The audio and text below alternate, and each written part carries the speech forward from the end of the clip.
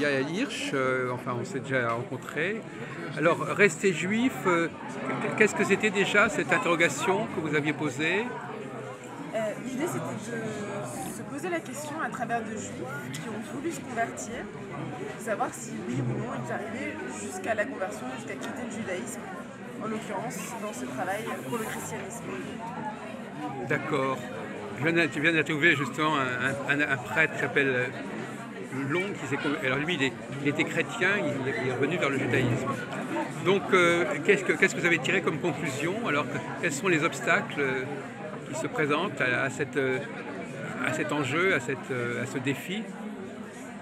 Il n'y a pas vraiment d'obstacles, disons. J'ai suivi cette trajectoire, vu que nombre d'entre eux se posent beaucoup de questions sur le judaïsme après la conversion.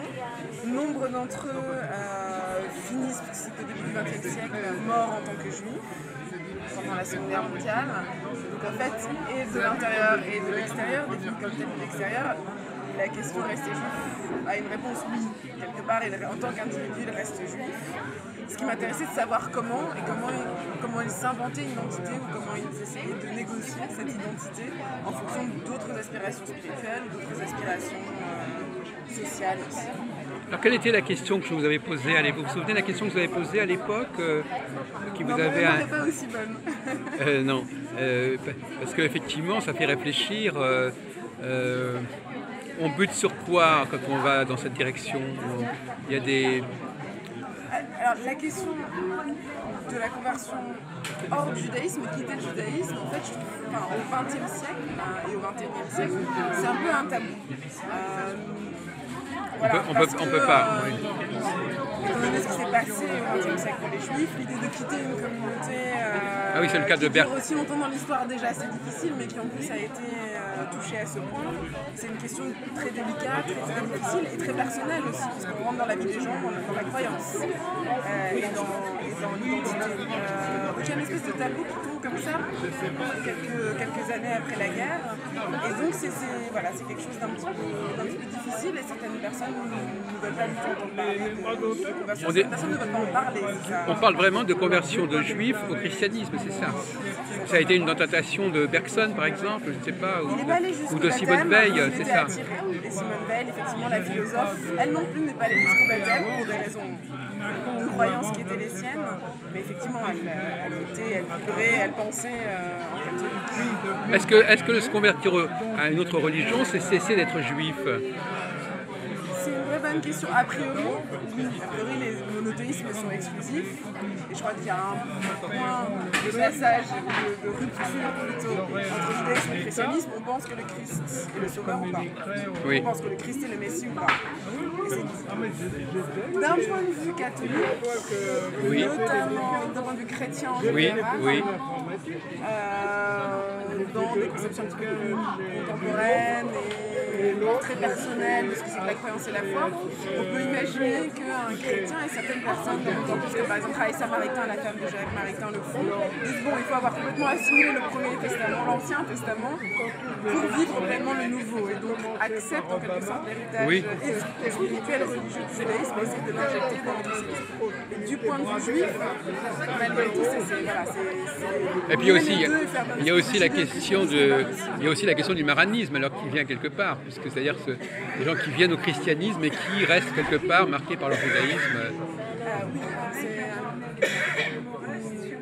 c'est une figure très importante, le maran, quelqu'un qui a été converti de force, mais qui a continué à pratiquer le judaïsme de manière secrète, notamment après l'expulsion d'Espagne et du Portugal en 1492 et 1497. Et il se trouve qu'au moment même où moi je me penche sur des juifs qui se convertissent, au début du XXe siècle, il y a toute une redécouverte du passé maran. Bon, il faudrait dire que de juifs, maran, c'est une injure à l'origine, mais au début du XXe siècle, on redécouvre tous les villages, dans des villages au nord du Portugal, autour de Porto, des figures de maran.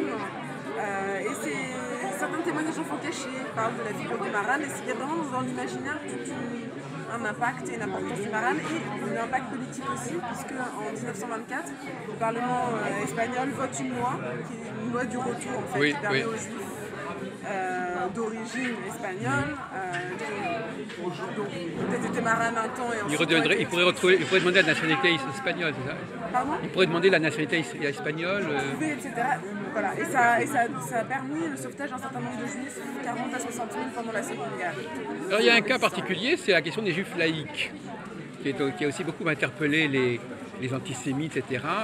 Est-ce qu'un juif laïque, qui est encore juif, est-ce que la laïcité c'est aussi une religion est-ce que vous avez abordé les juifs laïcs aussi, ils sont un peu maranes quelque part, enfin, ils n'acceptent pas d'aller à la synagogue, mais ils sont juifs quand même. C'est un petit peu compliqué, c'est aux yeux de qui? Moi ce qui m'intéressait c'est aux yeux des individus de la cité, aux yeux des rabbins, quelqu'un qui a une mère juive et qui est converti au judaïsme est juif. Oui, donc même si c'est... Mais à condition qu'il ne se... Mais il ne faut pas qu'il soit reconverti à autre chose, c'est ça vous dites? Après, alors, ou alors c'est pas important. Oui, donc c'est bien ce que je dis. Donc finalement, c'est pas, la conversion au christianisme n'est pas rédhibitoire.